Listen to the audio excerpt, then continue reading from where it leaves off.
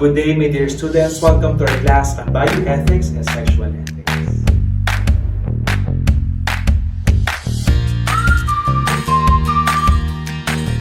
Our topic for today is about organ transplantation and donation. If you remember, in one of your assignments, I gave you a case involving organ transplantation, and this lecture will give us insights on how to approach cases involving organ transplantation and donation. Let us go to the definition of terms. What is organ transplant? It is the removal of an organ from the donor, a deceased or a living being, and its implantation into another living being.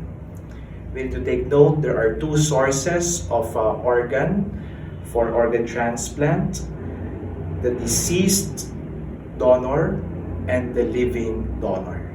Later on, we shall discuss the difference between these two sources of organ transplant. There are three main kinds of transplants. Autoplastic or autograft transplantation implies the transfer of a tissue from one part of the body to another part of the body of the same human person. A good example of this is the hair transplant. If you have problems regarding thinning hair transplant is one of the available remedies.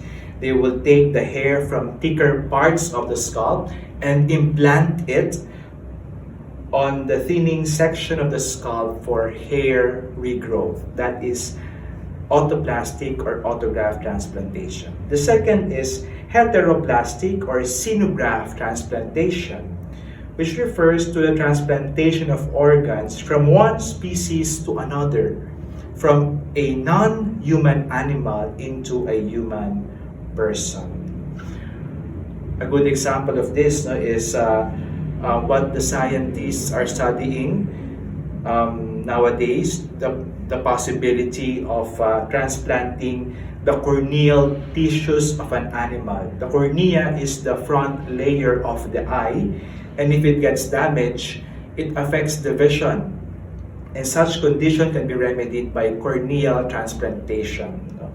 There is a big demand for human donors of cornea, and they say that since there is a similarity between the pig's cornea and the cornea of a human being, they say it's possible to do xenograft transplantation using the pig's cornea. The third kind of transplant is homoplastic or homograft transplantation, means the transplantation of organs from a human person into another human person. There are two kinds. Homoplastic allograft is a transplantation of an organ between genetically non-identical persons. Like for example, I donate my organ to a stranger. That is an example of homoplastic allograft. Homoplastic isograft is a transplantation between genetically identical twins. If I have an identical twin sister or brother and I happen to donate my organ, that is what we call homoplastic isograft. Now, we ask the question, is organ transplantation morally permissible? We read this paragraph from the Catechism of the Catholic Church, 2296. Organ transplants are in conformity with the moral law if the physical and psychological dangers and risks to the donor are proportionate to the good sought for the recipient. Organ donation after death is a noble and meritorious act and is to be encouraged as an expression of generous solidarity. It is not morally acceptable if the donor or his proxy has not given explicit consent.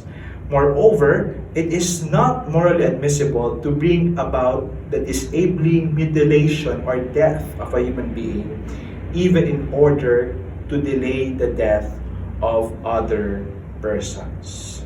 So we see in this paragraph the Church's teaching on organ transplantation from two perspectives, from a living donor and from a deceased donor, in order to further explain this paragraph, let us look at these two cases. First, let's go to the deceased donor. Well, if a person prior to his or her death gave a consent for organ donation, then that is morally permissible. There is what we call a living will, where the patient can declare his or her consent that if he or she dies, he or she can donate the organ for organ transplantation. In the Philippines, if you apply for a driver's license, they will ask you if in the case of death, you are willing to donate your organ. If you say yes, at the back of the driver's license, it will say there, I will donate my organ. So if there is consent, there is no problem. It is morally permissible. But if there is no consent, then the hospital must inform and ask the consent of the closest relative. Now, in cases of deceased donors, we need to answer this very important question. Is the cadaver donor of the organ really dead? There are two criteria for determining the death of the patient. First is a circulatory respiratory criteria. If the heart of the patient stops beating and the patient no longer breathes, then one can declare that the person is already dead. This is the traditional way. Another criteria is through the brain death criteria, which is defined as the irreversible cessation of all functions of the brain. What is the Church's stand on this criteria? John Paul II says, it can be said that the criterion adopted in more recent times for ascertaining the fact of death, namely complete and irreversible cessation of brain activity, if rigorously applied, does not seem to conflict with the essential elements of a sound anthropology. So according to John Paul II, the brain death criteria is to be followed. We need to take note, it is the irreversible cessation of all brain functions. This is the stage where the damage in the brain cannot be remedied anymore. That is why if a person is diagnosed with brain death, we can say that the person has already reached the stage of death. It can happen that since the dying patient is attached to the respirator helps the patient breathe. And that is why in these cases, in order to ascertain if the person is dead or alive, we need to check if the brain is still functioning. If the patient is declared brain death, then we are sure that the patient has passed on to eternal life. Now let us go to the living donor. For organ transplantation and donation involving living donors, the principle of totality applies. In the human person, the part exists for the whole, and therefore the good of the part is subordinated to the good of the whole. The good of the whole is the priority over the good of the parts. And moral theologians would further distinguish anatomical integrity and functional integrity.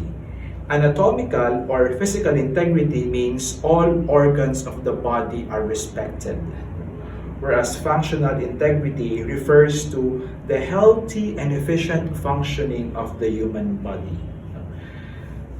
Functional integrity is required to have a healthy life, while anatomical integrity is not essential.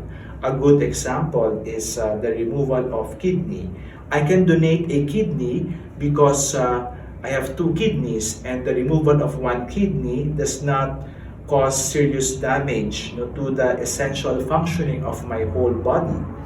Only one healthy kidney is necessary to live a normal life. Therefore, the second kidney may be donated. And that is what we call functional integrity. anatomical integrity may be sacrificed, but not functional integrity. What about in the case of cornea? We have two eyes. Can I just donate my one cornea to another person? Well, that is a different case, because if I donate a cornea to another person, not only anatomical integrity is destroyed, but also functional integrity, because doing so will result in the loss of the sight in one eye. It damages the vision, especially the depth perception. What is morally permissible is the donation of cornea from dead persons. So again, we need to distinguish anatomical integrity from functional integrity. Anatomical integrity may be sacrificed, but never functional integrity. We also need to take note, there must be a free and informed consent from the living donor. And in order for the donor to give his or her free and informed consent, the donor must be informed on how the medical procedure will be done, the implications of organ donation, the effect of organ donation to the donor's health. The donor must understand all these implications in order to give a free and informed consent. And selling of organs is immoral. Unfortunately, this is happening worldwide, and most of the time, the affected in the black market of selling organs are the poor. Our body organs must not be treated as commodities or as objects to be used or to be sold. We read these guidelines from Benedict Ashley and Kevin O'Rourke. Transplanting organs from one living person to another is also ethically acceptable, provided that the following criteria are met. First, there is a serious need on the part of the recipient that cannot be fulfilled in any other way. Second, the functional integrity of the donor as a human person will not be impaired, even though anatomical integrity may suffer. Third, the risk taken by the donor as an act of charity is proportionate to the good resulting for the recipient. And fourth, the donor's consent is free and informed. So these are the guidelines that would help us in evaluating cases regarding organ transplantation and donation. The U.S. Conference of Catholic Bishops also mentioned this, and as we conclude this lecture, let us read this paragraph. The transplantation of organs from living donors is morally permissible when such a donation will not sacrifice or seriously impair any essential bodily function, and the anticipated benefit to the recipient is proportionate to the harm done to the donor. Furthermore, the freedom of the prospective donor must be respected, and economic advantages should not accrue to the donor. So that ends our lecture for organ transplantation and donation. Please take note of your assignment. Have a good day.